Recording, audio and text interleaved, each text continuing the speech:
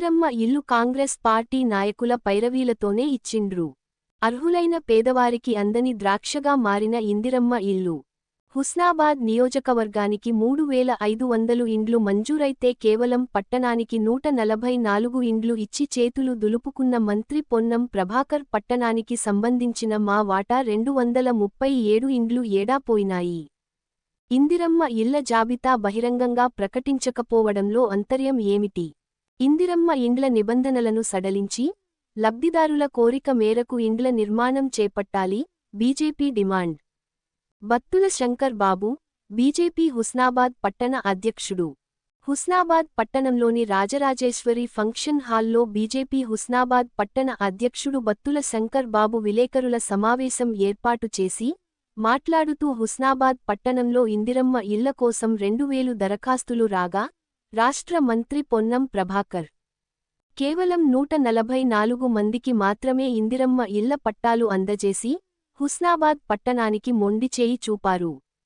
ఇచ్చిన దాంట్లో ఇండ్లు ఉన్న వారికి, ఆస్తులు, ఆర్థికంగా అభివృద్ధి చెందిన వారికే మాత్రమే ఇండ్లు ఇచ్చారని, కాంగ్రెస్ నాయకుల పైరవీలతో, డబ్బులతో, కాంగ్రెస్ నాయకులకు సంబంధించిన బంధువులకు, మిత్రులకు మాత్రమే ఇండ్లు ఇచ్చారని, అర్హులైన ఏ ఒక్క పేదవాడికి ఇండ్లు రాలేదని అన్నారు. హుస్నాబాద్ పట్టణంలోని కే.బి. కాలనీలో 30 ఏండ్ల కిందట 200 ఇందిరమ్మ ఇల్లు మంజూరైతే ఆ ఇండ్లు శిథిలావస్థకు చేరి కూలిపోయే పరిస్థితి ఉండే. గత ఎన్నికల్లో రాష్ట్ర మంత్రి పొన్నం ప్రభాకర్ కాలనీని సందర్శించి గెలిచిన తరువాత అందరికీ ఇండ్లు ఇస్తానని అసెంబ్లీ సాక్షిగా హామీ ఇచ్చారు. కాని నిన్న మంజూరైన ఇండ్లులో కేవలం 10 ఇండ్లు మాత్రం ఇచ్చి మంత్రి ఇచ్చిన మాట తప్పారని, గత ఎమ్మెల్యే లాగే మంత్రి అబద్ధాలు చెబుతూ ప్రజలను మభ్యపెడుతున్నారన్నారు. అధికారులు ఇందిరమ్మ ఇళ్ల జాబితాను ఎందుకు బహిరంగంగా ప్రకటించలేదో చెప్పాలని డిమాండ్ చేశారు.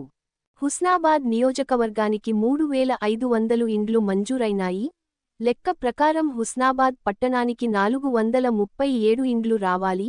కాని 144 ఇండ్లు ఇచ్చి హుస్నాబాద్ పట్టణాన్ని విస్మరించి పంగనామం పెట్టారని విమర్శించారు. గత ఎమ్మెల్యే లాగే మంత్రి పొన్నం ప్రభాకర్ హుస్నాబాద్ పట్టణంలోని పేద, మధ్యతరగతి ప్రజలను మోసం చేశారని తెలిపారు. ఒక్క మనిషి జీవితంలో ప్రధానమైన కోరిక, కళా ఇల్లు కట్టుకొని కుటుంబంతో సంతోషంగా జీవించడం. కాని ఇందిరమ్మ ఇళ్లకు నిబంధనలను పెట్టి కొత్త ఇండ్లు కొట్టుకుంటున్నాను సంబురం లేకుండా పేద ప్రజల కళను, కోరికను ప్రభుత్వం నిరుగారుస్తుందన్నారు. ఇందిరమ్మ ఇళ్ల నిబంధనలు 400 చ. అడుగు 600 చ. అడుగులో ఇండ్లు నిర్మిస్తేనే బిల్లు వస్తుంది, లేకపోతే జాబితా నుంచి ఇల్లు తొలగిస్తామని లబ్ధిదారులను ప్రభుత్వం నిబంధనలు పెట్టి భయపెట్టి ఇండ్లు కట్టించడం దేనికి సంకేతం అవుతుందని ప్రశ్నించారు. ఈ నిబంధన వల్ల ఉమ్మడి కుటుంబాలకు, ఇంట్లో 5గురి కన్నా ఎక్కువగా ఉన్న ఇబ్బందులు తలెత్తి ఇండ్లు కట్టుకున్నామని సంతోషం వారిలో ఉండదన్నారు.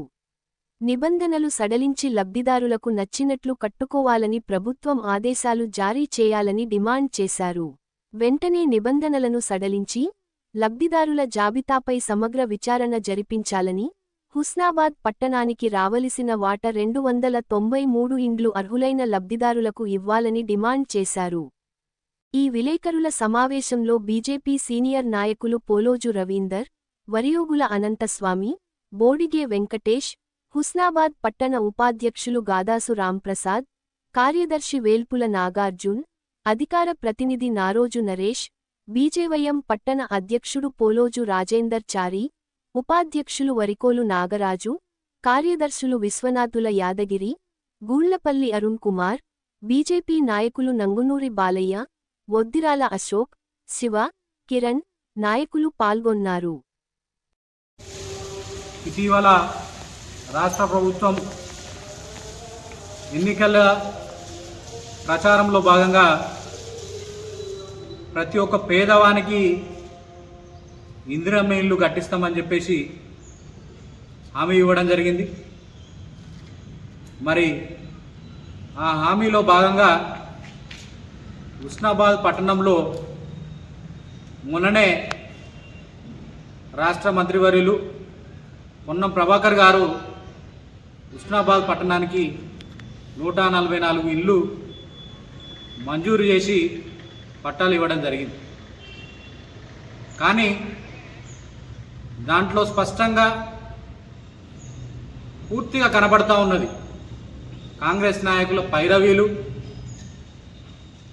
అధికారులకు లాలుచిపడి చేసిన పనుల వల్లే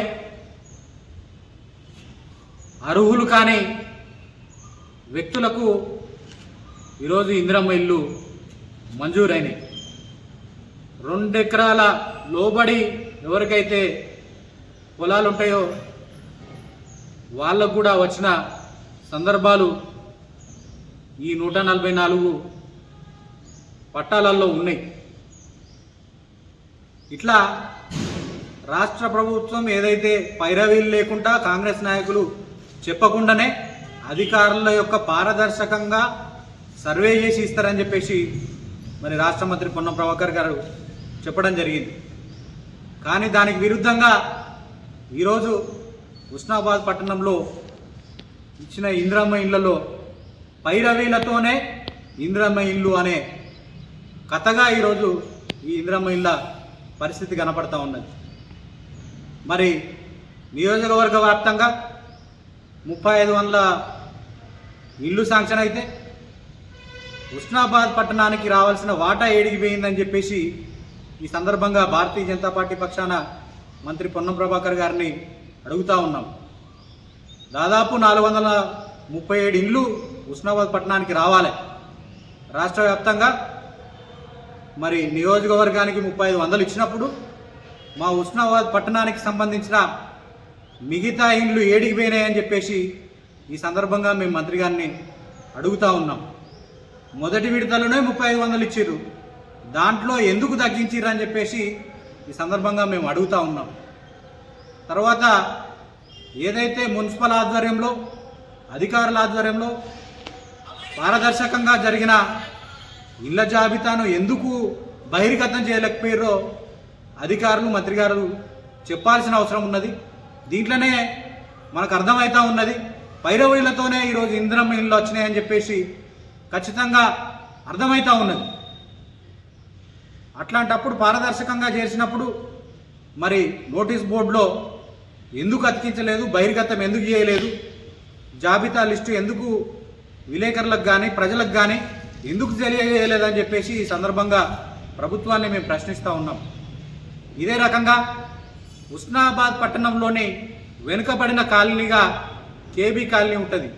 అక్కడంతా ఎస్సీలు దళితులు మాత్రమే ఉండే కాలనీ అది. గత ప్రభుత్వం ఏదైతే ఉన్నదో 200 ఇండ్లను మరి ఇందిరమ్మ ఇళ్ళ కింద కేటాయించడం జరిగింది. దాదాపు 20-30 ఏళ్ళు గడుస్తున్న సందర్భంగా అప్పుడు ఒకటే రూమ్ ఇచ్చిన పరిస్థితి, అవన్నీ కూడా శిథిలావస్థలకు వచ్చి కూలిపోయే పరిస్థితి ఉన్నది. అప్పట్లో వర్షాలు కొడితే మున్సిపల్ అధికారులే మీరు ఇల్లు ఖాళీ చేయాలి, ఇది కూలిపోయే పరిస్థితి ఉందని చెప్పేసి మరి అధికారులు చెప్పంగానే వాళ్ళు ఇందిరమ్మ ఇల్లు ఇస్తామని చెప్పేసి కూడా అప్పుడు పొన్నం ప్రభాకర్ గారు ఏదైతే శాసనసభ ఎన్నికలలో మరి ఆ కాలనీకి పోయి నేను అధికారంలోకి రాగానే మీ అందరికీ 200 మంది కుటుంబాలకు నేను ఇందిరమ్మ ఇల్లు మంజూరు చేస్తా అని చెప్పేసి ఆ రోజు చెప్పడం జరిగింది.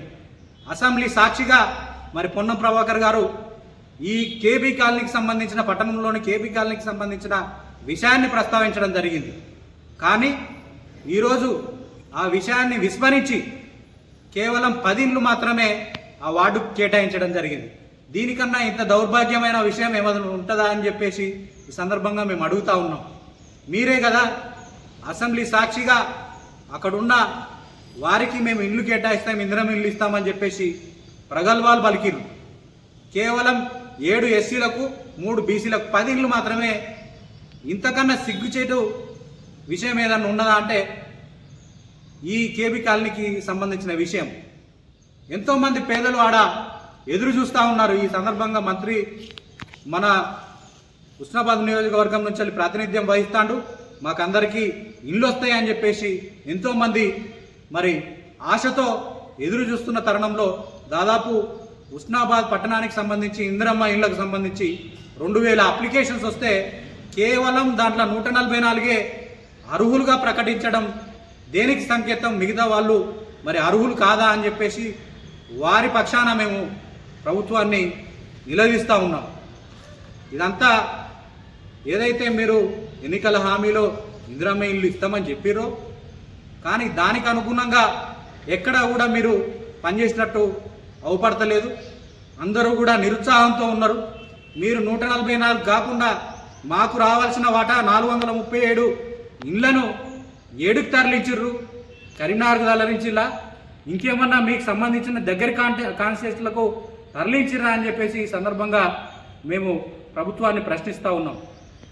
ఇదంతా కల్లిబొల్లి మాటలు చెప్పి గతంలో అసమర్థ ఎమ్మెల్యే అని చెప్పి ఈ కరీంనగర్కు సంబంధించిన హుస్నాబాద్కు సంబంధించిన వాసి కాకపోయినా కూడా మేము అప్పుడున్న ఇక్కడున్న ప్రజలందరూ కూడా మరి గతంలో అసమర్థ ఎమ్మెల్యే మాజీ ఎమ్మెల్యే సతీష్ బాబు గారిని గెలిపించడం జరిగింది. ఈయన ఏం పని చేస్తలేడు అని చెప్పేసి కరీంనగర్ నుంచి వచ్చినా కూడా ఇక్కడంతా ప్రజలంతా హక్కున చేర్చుకొని మరి పొన్నం ప్రభాకర్ గారికి అవకాశం ఇవ్వడం జరిగింది.